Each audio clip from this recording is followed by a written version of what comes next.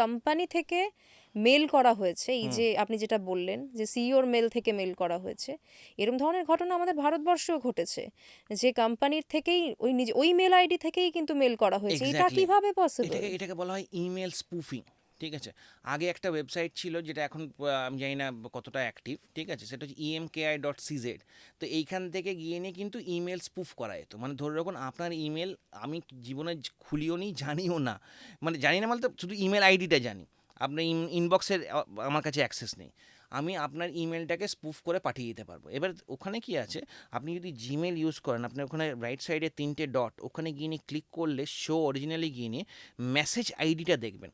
ওই মেসেজ আইডিটা যেটা হচ্ছে, সেই আইডিটাতে বেসিক্যালি দেখবেন মেসেজ আইডি আর ইমেল। নর্মালি যদি আপনার মেল থেকে আমার কাছে মেল আসে, তাহলে আপনার যে ইমেল আইডিটা আর মেসেজ আইডিটা সেম থাকবে, মানে @gmail.com @gmail.com। আর যদি স্পুফ করা থাকে তাহলে আপনার ওখানে @gmail.com আর এইখানে মেসেজ আইডিটা ডিফারেন্ট। আর দেখবেন রিপ্লাই টু যখন করতে যাবেন তখন অন্য মেল আইডি দিয়ে যাচ্ছে, আপনার মেল আইডি যে স্পুফ করে সেটা দিয়ে যাচ্ছে না। তো এইটা একটা দেখার জায়গা, যখন আপনি কোনো মেল পাচ্ছেন প্রথমে গিয়ে নিয়ে শো অরিজিনালি গিয়ে নিয়ে দেখুন মেসেজ আইডিটা ঠিক।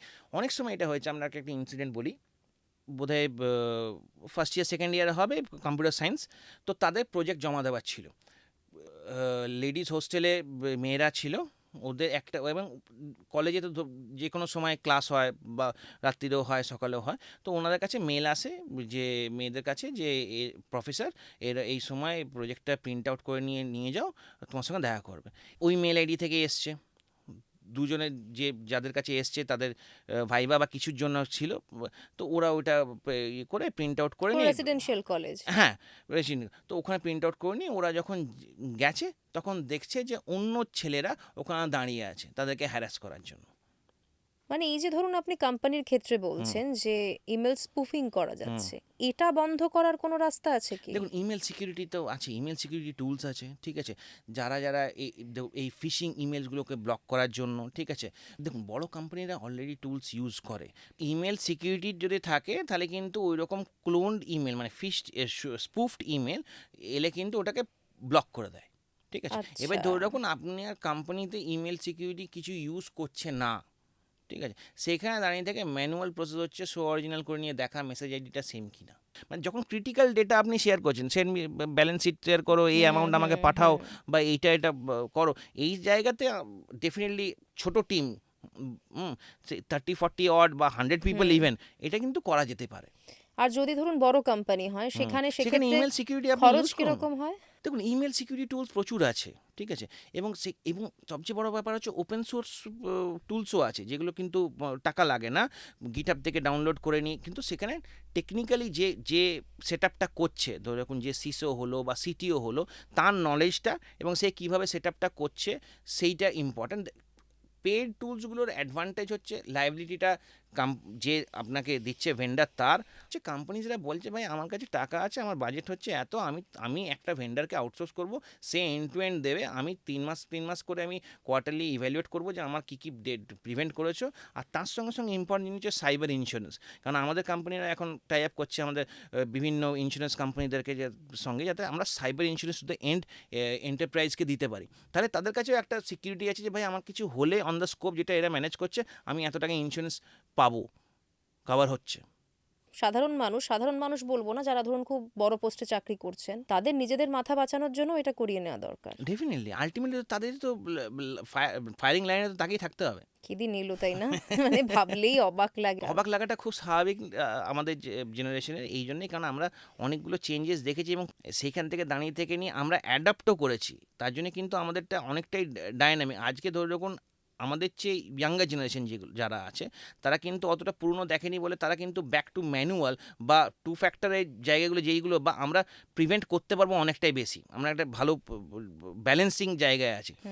ধরে রাখুন আমাদের সিনিয়র জেনারেশন, আমাদের বাবা মারা কিন্তু ওইকে অ্যাডাপ্টেশনটা পাচ্ছে না। আজকে সবাই চাইছে আমি হোয়াটসঅ্যাপে থাকবো, আমি ফেসবুকে থাকবো, আপনার মাও আমার মাও আছে ফেসবুকে আছে, কিন্তু জানে না যে স্টোরিতে টিপে নিয়ে, মানে স্টোরিটা ক্লিক করে নিয়ে সব ক্যামেরার ছবি চলে যাচ্ছে ওখানে। তো সেই জায়গাগুলো তো আরও প্রাইভেসিটা ব্রিচও আছে। তো ভয়ঙ্কর, chances। মানে মা বাবারা যে কি ছবি শেয়ার করে দেন আমরা ভয় থাকি ভয় থাকি যে কখন কি হতে পারে। প্র্যাকটিক্যালি, মানে এটা তো একদম সত্যি কথা। আপনি দেখবেন এরপরে সাইকোলজিস্টরা কিন্তু সাইবার সাইকোলজিস্ট হয়ে যাবে, যেমন লয়াররা এখন সাইবার লয়ার, সাইকোলজিস্টরা কিন্তু সাইবার সাইকোলজিস্ট হয়ে যাবে। এবং সেখান থেকে দাঁড়িয়ে থেকে ওই বাবা মার কথাতেই এলো বা জেনারেশনদের, যে ডিজিটালি যে জিনিসগুলো আমরা শেয়ার করি, ঠিক আছে, সেটা কিন্তু অরিজিনাল লাইফে যে এতটাই সুন্দর বা এতটাই মোহিত হচ্ছে সেটা না, নয়। না, না। তো সেই জিনিসটা বোঝার ক্ষমতাটা আমাদের সবাইকে রাখতে হবে। তবে আপনি আরেকটা ভালো কথা বললেন যে আমাদের এই জেনারেশনটা আমরা কিন্তু মোটামুটি অনেকটা অনেকটাই এখনো balanced। বেঁচে আছি, ব্যালেন্সড। বেশি ভুগছেন বয়স্করা এবং আমাদের পরে যারা রয়েছে টিনেজার টোয়েন্টিজে যারা রয়েছে তারা। একটা কিছু জানতো, মানে সবচেয়ে বড় as an employer in that sense, যদি আমি দেখি, হ্যাঁ, বা যখন আমাদের এইজারের সঙ্গে আমাদের মিটিং হয় বা বোর্ডের যখন ডিসকাশন হয়, আমরা দেখেছি যে নেক্সট জেনারেশন, মানে আফটার 2000 যারা taken birth, they are not at all মানে ready to accept challenges in positive sense, মানে মাইট বি, মানে মানে আমিও এটা, ফেস করি হ্যাঁ। এগুলো।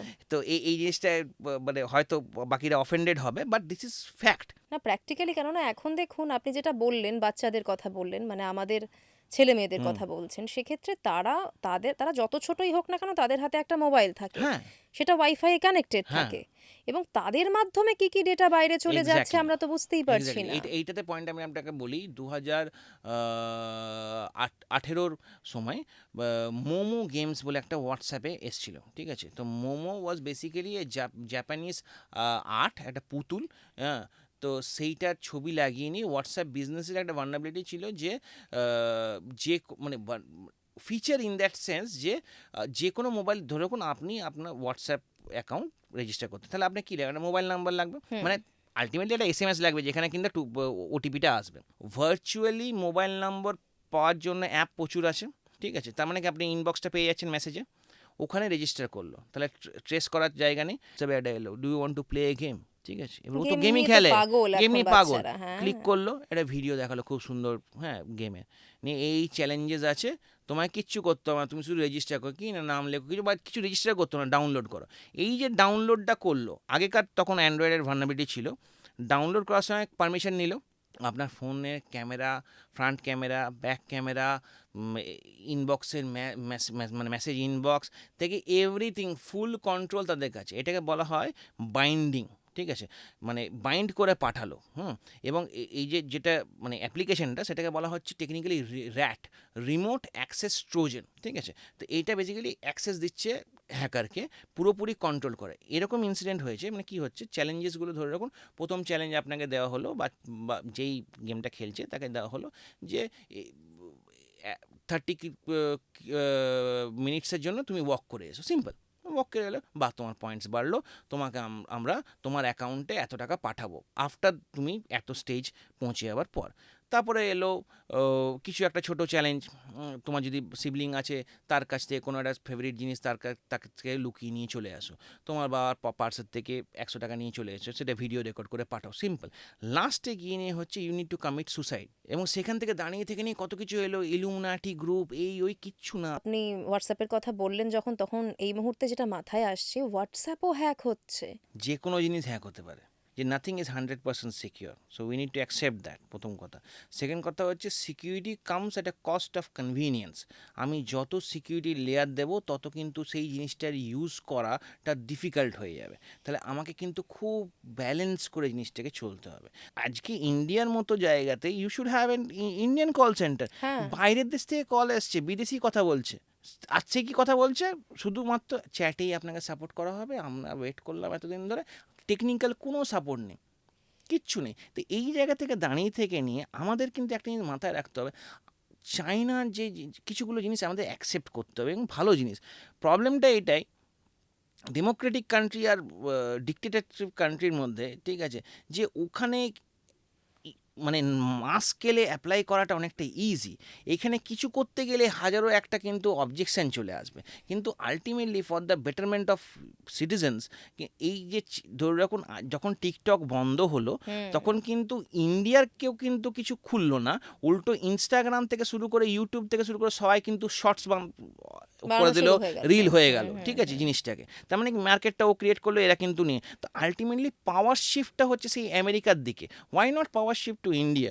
ইন্ডিয়া ইজ নট ক্যাপেবল না, তা তো নয়। আজকে যখন আমাদের ফিন্যান্স কর্পোরেট মিনিস্টার্স যখন বলছে যে চায়নায় দেখো কিভাবে ডেভেলপমেন্ট হচ্ছে, ওদের প্রোডাক্ট বানানো এইসবে ফোকাস, আমাদের কোম্পানিজরা কি হচ্ছে ডেলিভারি ওরিয়েন্টেড, 10 মিনিটে ডেলিভারি করবো। জেপটো আজকে গিয়ে নিয়ে রাস্তায় অ্যাক্সিডেন্ট হয়নি, কত কত লোক মারা যাচ্ছে। আজকে এই 3 দিন আগে একজন ব্লিঙ্কিটের ডেলিভারি পার্সন ও স্পট ডেড, যে বাসের নিচে চলে এসছে এই 10 মিনিটে ডেলিভারির জন্য।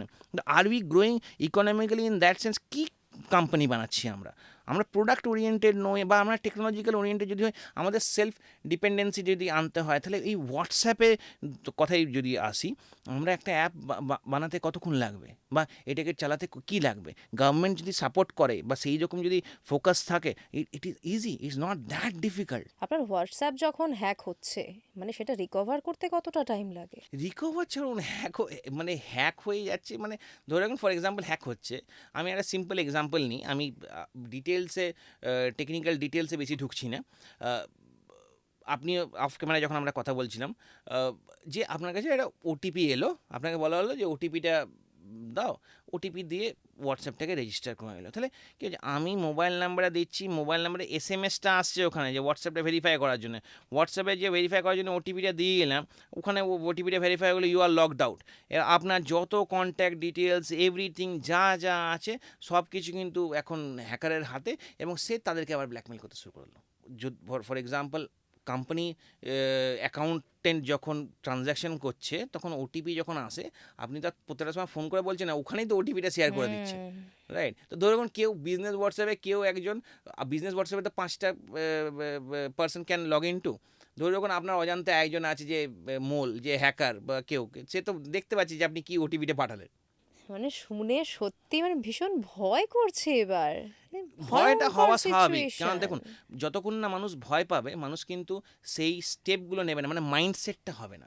মজার ব্যাপার হলো আপনার হোয়াটসঅ্যাপ কিন্তু বলা হতো যে আপনার প্রত্যেকটা চ্যাট এনক্রিপ্টেড, কেউ বাইরের থেকে পড়তে পারবে না। এনক্রিপ্টেড তো এখানে কোনো মানে অসুবিধা এখানে তো পুরো আপনার অ্যাকাউন্টটাই ক্লোন করে নিচ্ছে, অ্যাকাউন্টটা ডিঅথেন্টিকেট করে দিচ্ছে, ওটা তো আমি আর ঢুকতেই পারবো না। হ্যাঁ। তো আপনি ওটিপিটা দিলে আর ঢুকবেন কোথার থেকে? আপনার মোবাইল নাম্বারে তো ওটিপিটা আসছে অ্যাজ এ হোয়াটসঅ্যাপ মানে অ্যাপ হিসেবে যদি আমি ভাবি। হ্যাঁ, আমি আপনাকে ভেরিফাই করব কি করে? আপনাকে যদি ভেরিফাই করতে হয়, আপনাকে তো ওটিপি পাঠাতে হবে আপনাকে। ওটিপি যদি আপনাকে পাঠাই, ঠিক আছে, সেই জায়গা থেকে দাঁড়িয়ে থেকে নিয়ে OTP is only the way of recognising you that you are an authentic person. কারণ আপনার মোবাইল নাম্বারটাতে ওটিপিটা যাবে, যে মোবাইল নাম্বারটা কিন্তু হোয়াটসঅ্যাপে রেজিস্টার হবে, এবং সেখান দিয়ে কিন্তু আপনার প্রোফাইলটা আছে। অনেক সময় নিউজ রিপোর্টাররা যখন আমাদের সঙ্গে কথা বলে বা হয়, তখন আমি মানে ফার্স্ট ফলো করে দেখি যে ওনারা ডিসঅ্যাপিয়ারিং মেসেজটা রাখে, সেটা ফিচার আছে। ডিসঅ্যাপিয়ারিং মেসেজ আপনার কাছে থাকলে কী হচ্ছে, আপনার কাছে হাতে কন্ট্রোল আছে যে আপনি যাদের সঙ্গে কমিউনিকেট করছেন, যেগুলো আপনার মনে হয় প্রায়োরিটি এবং তাদের ডিসকাশনটা অন্য কেউ জানলে অসুবিধা হবে, সেইখানে 24 অপশন থাকে কতক্ষণের মধ্যে মেসেজটা আপনার ডিসঅ্যাপিয়ার হয়ে যাবে। সেটা অন করে রাখলে আপনি কিন্তু এই জায়গা থেকে বাঁচবেন যে আপনার ডেটা যদি ইনকেস কম্প্রোমাইজ হয়, কেউ ওটিপি দিয়ে দিয়েছে, আপনার হাতে ফোনটা ছিল না, ওটিপি তখন পাঠিয়ে নিয়ে আপনাকে ডিঅথেন্টিকেট করে দিয়েছে, আপনার কিছুগুলো ডেটা কিন্তু বেঁচে যাবে।